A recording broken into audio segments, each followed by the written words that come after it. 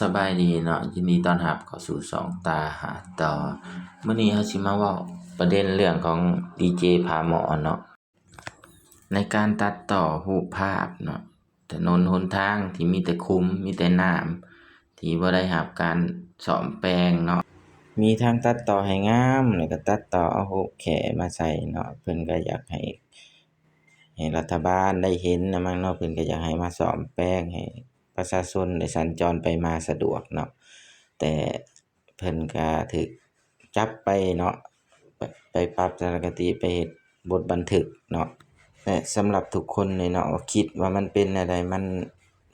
พอที่ถูกจับบ่เรื่องส่ำนี้เนาะหรือว่าเฮ็ดความคิดเห็นแนวใดก็คอมเมนต์มาแลกเปลี่ยนความคิดกันเนาะนี่เพิ่นไปเฮ็ดบทบันทึกก็ถูกจับนี่มีรูปแขรูปหยังมาแล้วนี่เนาะสำหรับทุกคนนี่เนาะคิดแนวใดเนาะที่ว่าเรื่องส่ำนี้ตัดต่อส่ำนี้แล้วถูกจับไปนี่แต่สำหรับข้อยมันเป็นเรื่องปกติเนาะแนวเราก็เป็น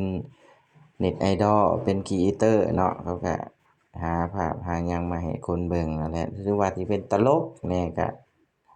เพิ่นก็อยากสิเฮ็ดชื่อให้ตลกนำเนาะแล้วก็อยากให้ทางรัฐมาเห็นแล้วก็สิได้ลงมาซ่อมแปลงเนาะให้มันดีเนาะเราเป็นประชาชนเราต้องได้ออกความคิดเห็นนำเสนอเนาะเพราะว่ามันเป็นประชาธิปไตยเนาะบ้านเราเนาะมันก็เป็นเรื่องธรรมดาเนาะปกติของเน็ตไอดอลนั่นนี่เขามาให้คนเบิ่งนำเสนออยากให้ได้มีคนมาพัฒนาหนทางถนนหนทางเนาะก็แนวมันเป็นขุมเป็นบวกอยู่ในนี้ไปมาก็ยากก็ยังบ่ได้รับการผัวแปลงเนาะซ่อมแปลงใหม่และ